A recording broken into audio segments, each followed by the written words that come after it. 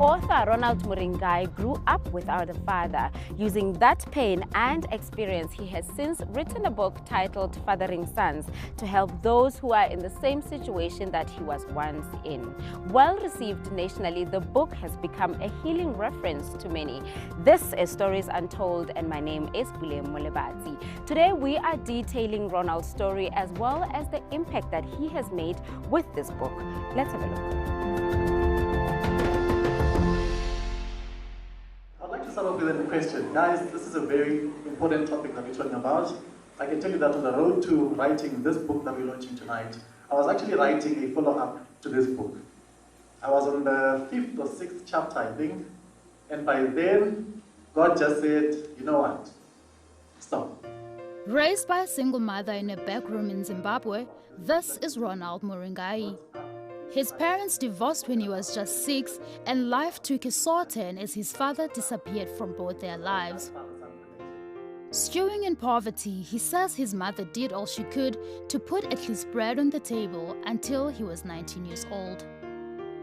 He moved to South Africa in 1999 when things started to fall apart in Zimbabwe. Now author of 2 successful books that have become therapy to most, we talk to the man who's walked the struggle. Fathering Sons came out of a book that I wrote with the passion to kind of try and see reconciliation take place between fathers and their estranged sons. That's what pretty much this whole thing is about. My relationship with my dad was actually the main motivator in the whole of this thing, because after that divorce, we kind of stayed in separate places. You know, he went to stay with another married wife, another wife that he married, and started another family that side. So there wasn't much time really that I spent with him, trying to know him or getting to know him in that way.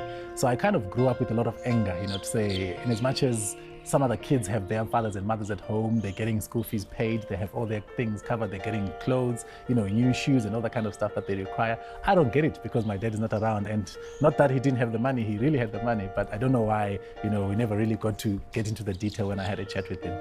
Anger and hurt are some of the emotions he says he went through. I was literally, like I said, an angry man, right? And I think in my relationship, particularly with authority, that was a bit difficult as a result of that. Because now, as you would know, if I just look at psychological reports, you know, when a boy is growing up, and when they get a single parent home, the mother being the person in charge, when they get to the age of like 12, 13, 14, it's a bit difficult for mother to discipline that child now because he's almost a man. So even mamas, if they want to kind of give him discipline using the rod or whatever it is, the boy can literally hold it and say, but mom, what are you doing now? And I think at that age, if there is no man to put down the authority and say, hey, listen to your mother, or otherwise this is the law of the house, then it becomes difficult for mother to properly discipline that child. And I think I came from that point as well. A brief moment of clarity and forgiveness, this is how it details their reconciliation. So with that much anger that I had and that much consternation, you know, I really had an urge to fix things with him. And when I thought I would, I think I was already 28 years old. We went to a funeral back in the rural areas where we come from. And on our way back, just me and him in the car, and then the car broke down in the middle of nowhere.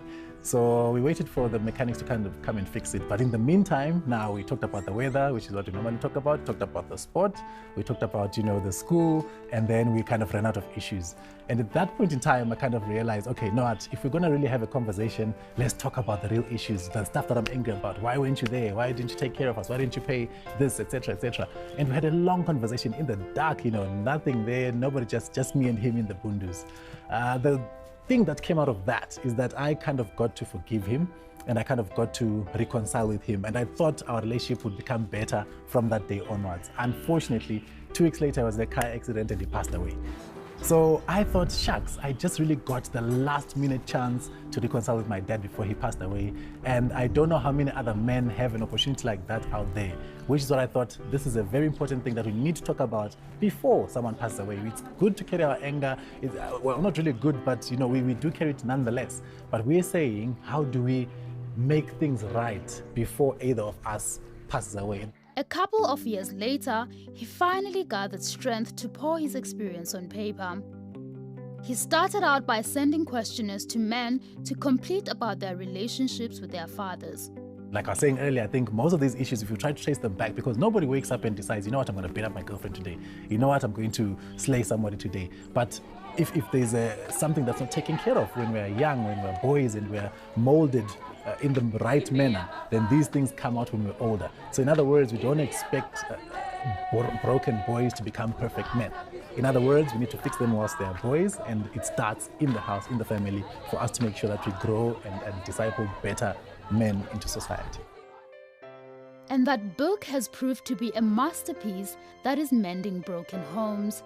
It's become a movement, so much so that we're actually trying to launch a foundation now that now tries to assist fathers in communities, especially within our poorer communities where most of our black people come from, to say how can we really, with the limited amount that we have, because I think one of the biggest myths that people have is that a father needs to have a lot of money to take care of his children, and hence if he doesn't have that money, he kind of runs away or doesn't take responsibility for his children.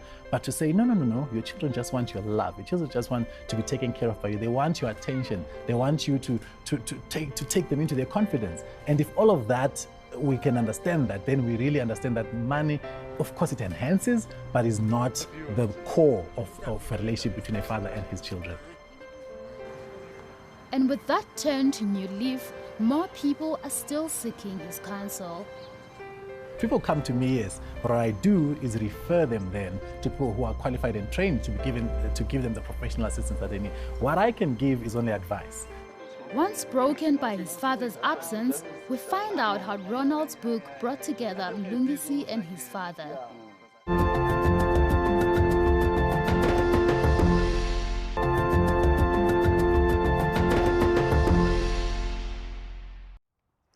Welcome back to the show. Ronald Muringai's book also had an impact on Mlungisi's life, who was without a father for 33 years. Let's have a look at his story. Sipping on love and comfort. This is Mlungisi and his father. But little do people know that this hasn't always been the case.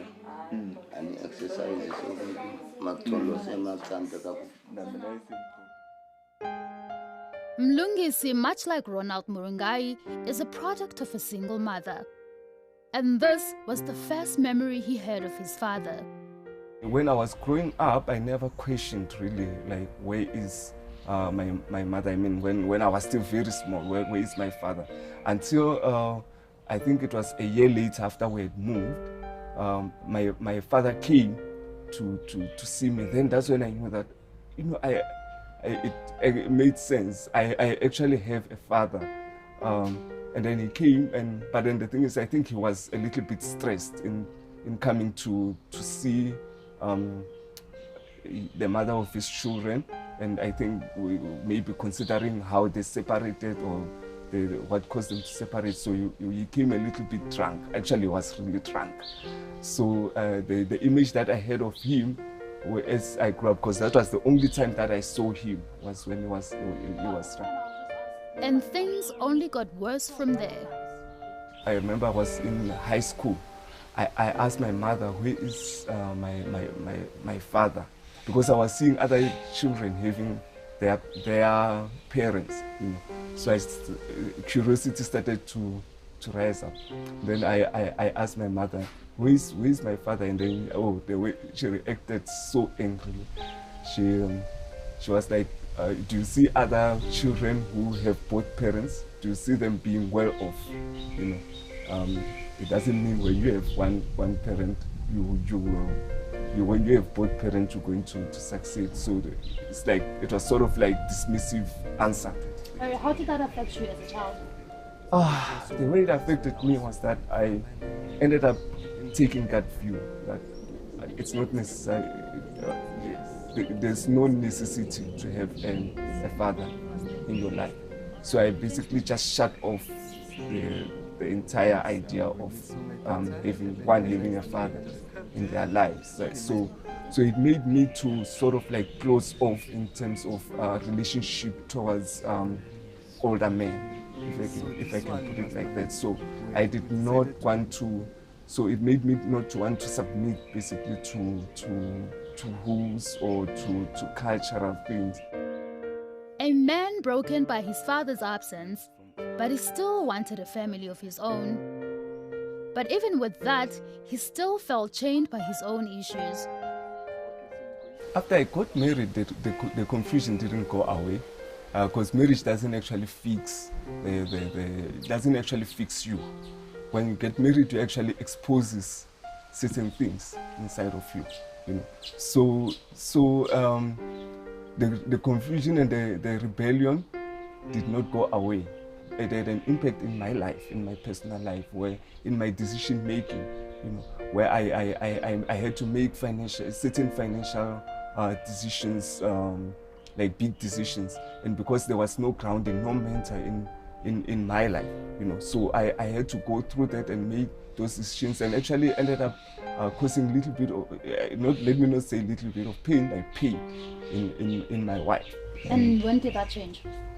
So that actually changed after I had met him, after I had met my father. Then I remember one afternoon, it was still in 2017, I was praying, and then the Lord reminded me of our neighbor when we were still staying in Malamlele. I decided to call her son, because her son was actually attending the same church with us in Pretoria where Ronald was attending.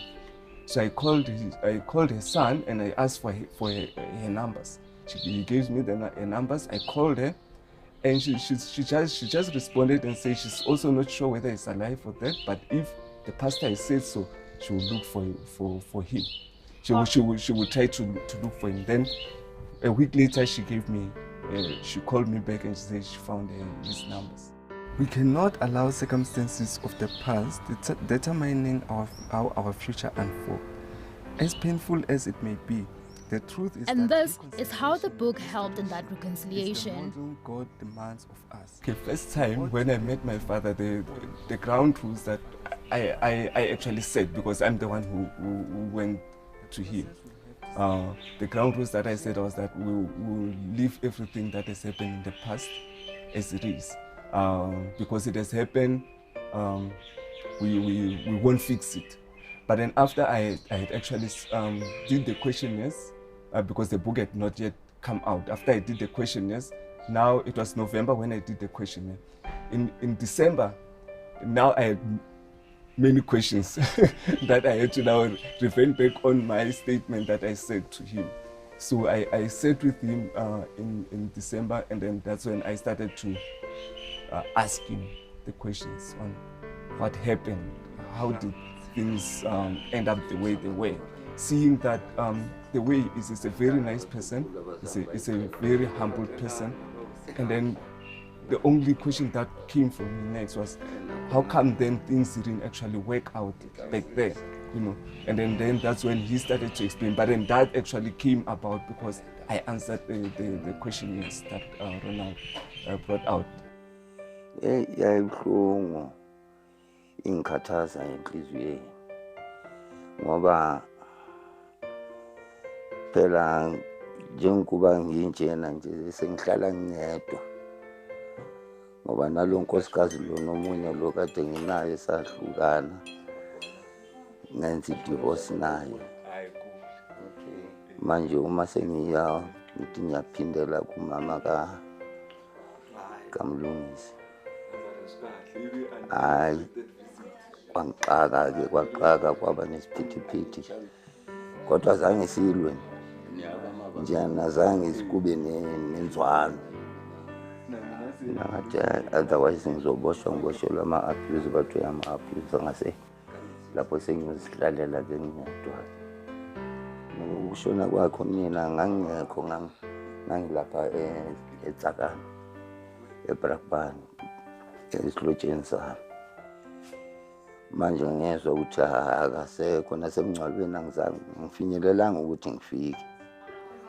Wathi bahambile, ngathi abantwana baphindele eGoli, bayasebenza, abasahlali lapha, sebaseGoli. Manje kwatholakala ukuthi eGoli ukuthi ngakuphi, nabo bathi abazi ukuthi bazi nje ukuthi baseGoli. Kwawugcina kwami ukuzwa umlando wabo ukuthi bangaba bekuphi. Kwaba buhlungu kwangikhathaza impela. With the past left where it belongs, this is now their current relationship. I'm getting things from him which I never thought I would get, like, you know, things like I love you, you know, things like where he will just call and we'll say good night, you know, just in the sound of his voice, the way he said, you know, after we finished speaking like for a very long time on the phone. So he's a person with a very good sense of humor. So we really now, from that basis, we ended up building a very nice relationship.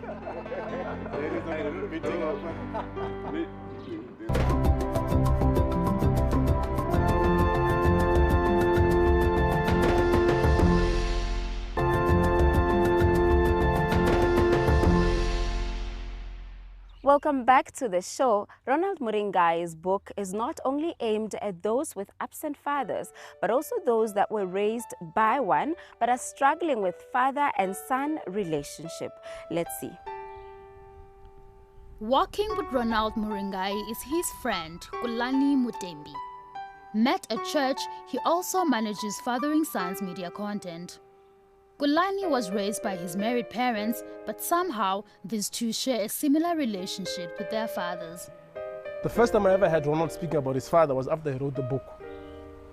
And for me, when he showed me, when I saw it from the book, as I was designing, I then realized that this probably was a deep thing in his heart because it corresponded more to how my journey was with my father. Yeah. How was your journey?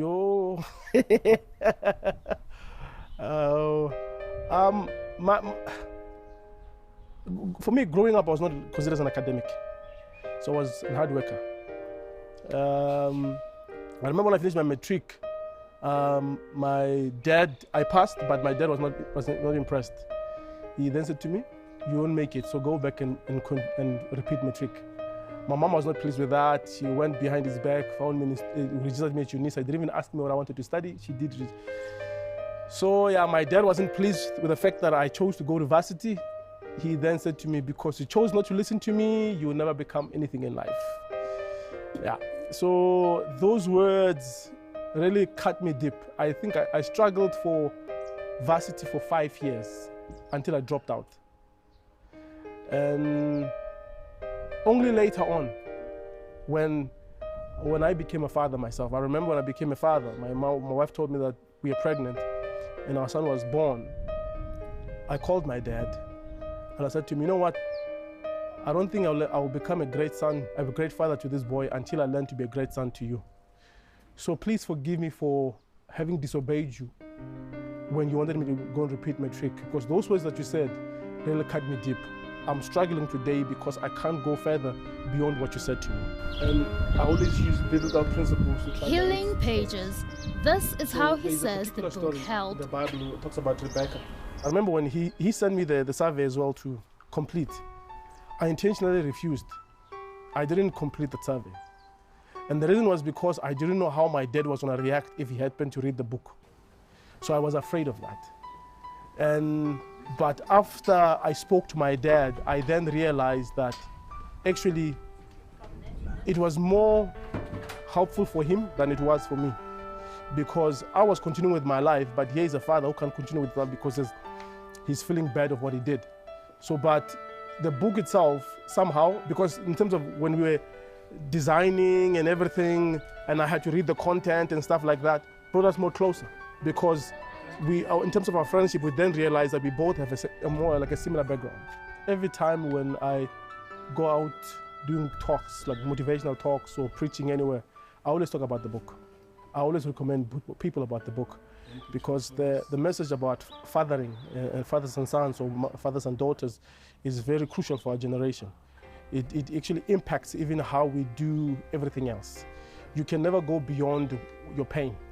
And until you face your pain, then that is the only time you are able then to conquer the future. Because I'll give you some example. Many times we give ourselves these excuses, and this is what I used to say. I remember when I started my business, after I dropped out of school, I would say, I'm going to do this because I want to prove a point to my dad. And anger does not build anything, but it destroys everything. So as much as I had the right intention, but the motive was wrong. So I had to change all that so that I can bring profit, not only financially, but to myself, in terms of how I look at myself at the end of the day. When he met his father, we hadn't married yet. But from what he tells me, he was a very angry person initially. And after that sort of reconciliation, he was able to forgive his father. And I think he became a better person. He became a brilliant father to our daughter. And I couldn't have asked for a better husband in that way. And I think that very event, that meeting with his father, that being able to talk issues through with his father has made him that better man. Otherwise, he would have been angry, he would have not been able to relate with his daughter the way that he does right now. And she's rather impressed with the man he is. It's his drive and his passion to have fathers reconcile with his with their sons and the other way around. And I think it makes me see him in a different light altogether. He's not just here just to be a number. He's here for a purpose. And for some weird reason, he's able to balance his busyness with his fatherhood and the adventures that he has to do with reconciling fathers to sons, with being a husband and being a father in our house. So we don't miss him being a father and me being my husband and being a husband to me. So he's able to strike a balance between those two, which I really appreciate that with him, about him rather. The issue of brokenness between the relationship between fathers and sons is not just a South African phenomenon. It's a worldwide issue. You look at USA, you look at all the African countries, you can see that it's a problem. And I would love to see him touch as many people as he possibly can while he's still alive. And this is his bigger goal for the movement. So on the bigger level, I would really hope that society is different. If we look at the stats, I think it's chapter 1 or chapter 2, it talks to how fatherhood is lacking in South Africa at the moment. And it says, from a report that came out last year, actually 2018, that 6 out of 10 children in this country right now grow up without a father in the house. 6 out of 10. That is catastrophic. That is bad. And the sad thing that, okay, that's what it is today. But if we look back 10 years, we look back 20 years, we see that the number is almost constant. Nothing has really changed over the years. But we can say back in the 80s, perhaps our fathers had to go work in the mines in Gauteng, or they had to, so they were never really there at home to work with. So what then justifies the same numbers showing up today? So in other words, what I'm saying is what the last generation saw is what the current generation is seeing. My hope is that what the next generation sees is different. Can we have this number reduce? Can we have more children having access to their fathers / uncles / malumes / grandfathers who will fill in if that is not there for whatever reason, but to make sure that we bring up wholesome children. And we'll say when we do this stats again, let's do a census again and see how many children have no fathers at the house. We'll have lesser numbers. For me, I would be a very happy man. That's what I would really love to see happen out of this thing. And I would just like us to do a small pledge. I just customize it slightly so it can fit what we're talking about today, but I'd like you to publicly declare if that's fine with you. Is that okay? Great stuff, men. Let's stand. Let's do this thing. Whilst we're here, let someone do it. Ladies, wives, you're listening to your husbands as they talk, as they speak, as they could make this declaration that you will hold them accountable to. Yeah? Right hand on your chest. Right, let's go. I will bless my children and teach them to love God with all their hearts, all their minds, and all their strength. I will train them to honor mercy and live responsible. And if you'd like to continue with this topic, you can find us on social media just simply using the hashtag StoriesUntoldSABC. And if you've missed any of our show, go onto YouTube, searching for us as Stories Untold SABC. From myself, Pule Mulebati, and the rest of the Stories Untold team, it's a goodbye.